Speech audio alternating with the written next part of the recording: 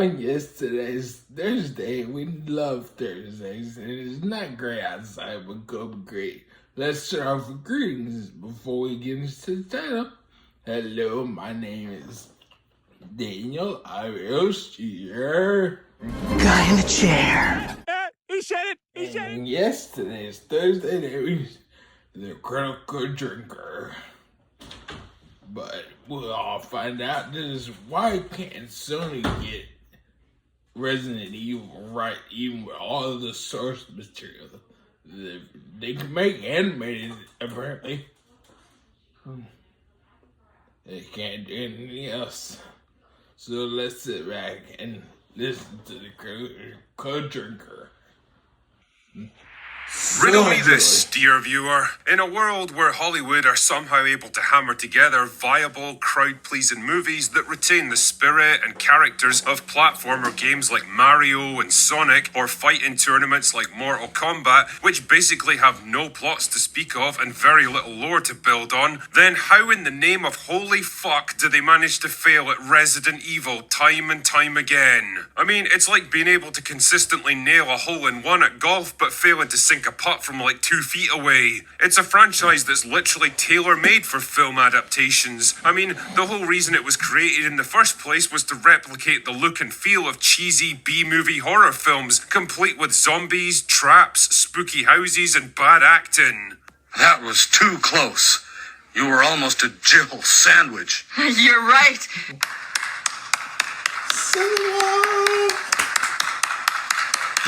I mean, you're telling me you can't make a movie out of that? Why? It's not like Resident Evil is some devious enigma that requires 5-dimensional quantum mega chess to unravel. It's a simple formula, but holy fuck, do they make it hard on themselves? If anything, the harder they've tried, the worse it's gotten over the years. And by golly, have they tried. First up were the Milla Jovovich movies from the early 2000s. I mean, I can at least say they bore some kind of vague resemblance to the games. At first. Yeah, they were cheesy and ham-fisted and trying so hard to be cool in that cringy, post-Matrix world of 20 years ago that you can't help but smile when you look at them now. They're like charming little artifacts from a different age. Their fundamental flaw, though, was that they tried to bend the events and mythos of the Resident Evil universe around a brand new protagonist with all the charm and personality of Sabrina Carpenter. Seriously, why is that AstroTurf bimbo suddenly fucking everywhere? Played by an actress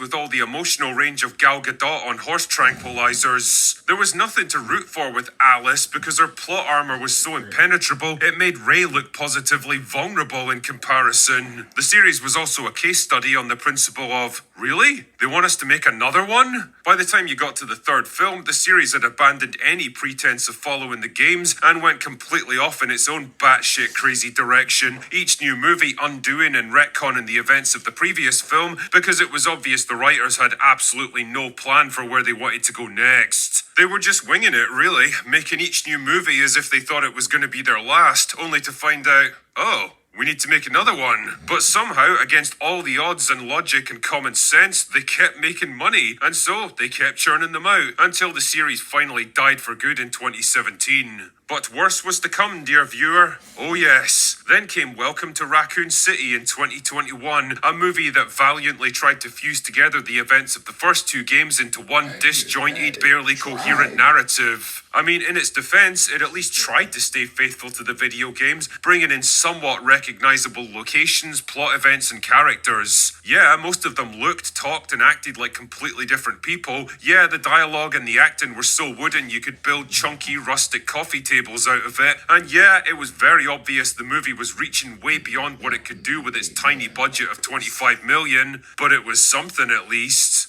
Then came the Netflix show. Oh god, the Netflix show.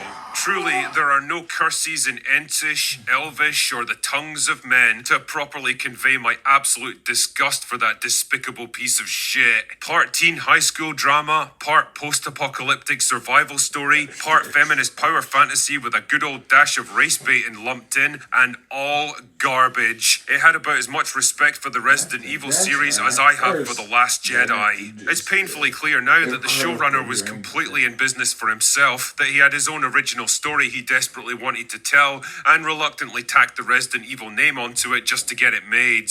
And I bring all this up because it seems to be a common thread running through these doomed Resident Evil projects. Paul Thomas Anderson wanted to make action horror movies with his wife, so he used the Resident Evil series as a launchpad before going completely off in his own direction. Andrew Dabb wanted his teen drama with a pair of strong, empowered female leads, so he stuck some Resident Evil references in there to get all of that sweet, sweet Netflix money. And now here we are in the year of our Lord 2026, staring down the barrel of a fourth attempt at Resident Evil, this time courtesy of Zach Cregger. And the more I hear about this film, the less excited I feel for it. Not because I think Cregger's a bad director, far from it. I like the guy and I think he did a good job with weapons, and not even because I think he'll make a terrible film. In fact, I'm guessing it'll probably be a decent, competently made horror movie. The problem is, I think it's going to be a shit Resident Evil film. Why? Because just like Paul Anderson and Andrew Dabb before him, Zach Cregger is entirely out to tell his own story with this one. And don't just take my word for it, listen to what the man himself had to say. I'm not going to tell Leon's story because Leon's story is told by the games. Fans already have that. This is a story that I would have wanted to write whether I got the IP or not. Now, pay attention to that last point, 007, because it's pretty important. This isn't an adaptation of the games, the characters, or the storylines of Resident Evil. It's entirely a story of its own that he would have written anyway. It just so happens to sit within the Resident Evil universe, and if the rumours I've heard are true, that connection amounts to nothing more than a brief reference to Raccoon City near the end of the film. In other words, a token fucking gesture. And every time I see another project like this, I just have to ask myself, why? Why do filmmakers insist on putting their own stamp on existing IPs? I mean, is it an ego thing? Can they just not work unless they get to spread their own glorious creative wings? I don't know, but fuck me, is it frustrating to watch people exploit these games for name recognition just so they can tell their own completely unrelated story. That is not what the fans want. It would be like having a Tomb Raider movie about a delivery truck driver who's trying to reconcile with his estranged wife while battling alcohol addiction,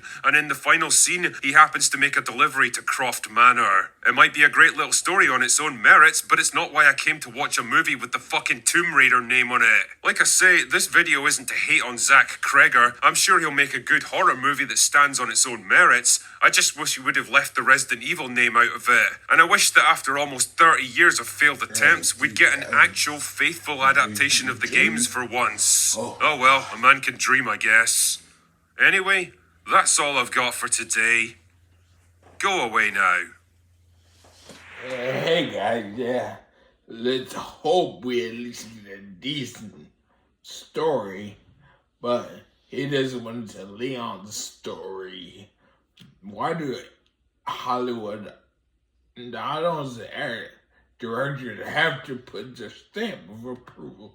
Screw that. Make it like it's Resident Evil. Make Resident Evil.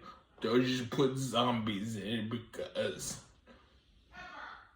they gotta make things a lot more. That's why I know this one, they might do well. It's still gonna fail, I think.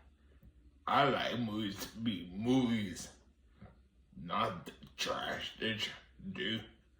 But anyway, I'll admit it's funny, like when you heard it and you want to see more. Don't forget to like it, comment down below, share, and subscribe for more. And I hope you had an awesome night and the rest of your day was really well.